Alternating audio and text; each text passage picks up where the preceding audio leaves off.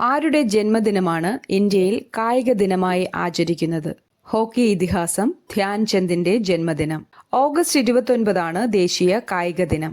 2012 മുതലാണ് കേന്ദ്ര സർക്കാർ ഈ ദിനം ദേശീയ കായിക ദിനമായി ആചരിച്ചു തുടങ്ങിയത്. ഹോക്കി മാന്ത്രികൻ എന്നറിയപ്പെടുന്ന ധ്യാൻചന്ദ് 1928, 1932, 1936 വർഷങ്ങളിൽ ഇന്ത്യക്ക് ഒളിമ്പിക്സ് ഹോക്കിയിൽ സ്വർണം നേടുന്നതിൽ പ്രധാന പങ്കുവഹിച്ചു. അടുത്തിടെ ഡയമണ്ട് ലീഗ് അത്ലറ്റിക് മീറ്റിൽ വെള്ളി മെഡൽ നേടിയ ഇന്ത്യൻ ജാവലിൻ ത്രോ താരം നീരജ് ചോപ്ര.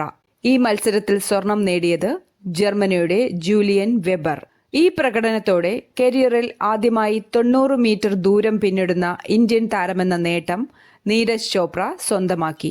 കാനഡയിലെ ഇന്ത്യയുടെ പുതിയ ഹൈക്കമ്മീഷണറായി നിയമിതനായത് ദിനേശ് കെ പട്നായിക്. കോമൺവെൽത്ത് രാജ്യങ്ങളിൽ നിയമിക്കപ്പെടുന്ന നയതന്ത്ര പ്രതിനിധികളെ ഹൈ കമ്മീഷണർ എന്നും മറ്റു രാജ്യങ്ങളിൽ അംബാസിഡർ എന്നുമാണ് വിശേഷിപ്പിക്കപ്പെടുന്നത്. അടുത്തിടെ കേരളത്തിൽ നിന്നും കുരുമുളക് തൈകൾ ആദ്യമായി കയറ്റുമതി ചെയ്ത ആഫ്രിക്കൻ രാജ്യം ഉഗാണ്ട. കയറ്റുമതി ചെയ്ത പ്രധാന ഇനങ്ങൾ കരിമുണ്ട, പന്നിയൂർ 1. പപ്പുവ ന്യൂഗിനിയുടെ ചരിത്രത്തിലെ ആദ്യത്തെ ഔദ്യോഗിക ഓസ്കർ എൻട്രിയായ പപ്പ ബുക്ക എന്ന സിനിമയിലെ നായകനായ ആദിവാസി വിഭാഗത്തിൽപ്പെട്ട വ്യക്തി സൈൻ ബൊബോറോ. ഈ സിനിമ സംവിധാനം ചെയ്തത് ഇന്ത്യൻ സംവിധായകനായ ഡോക്ടർ ബിജുവാണ്.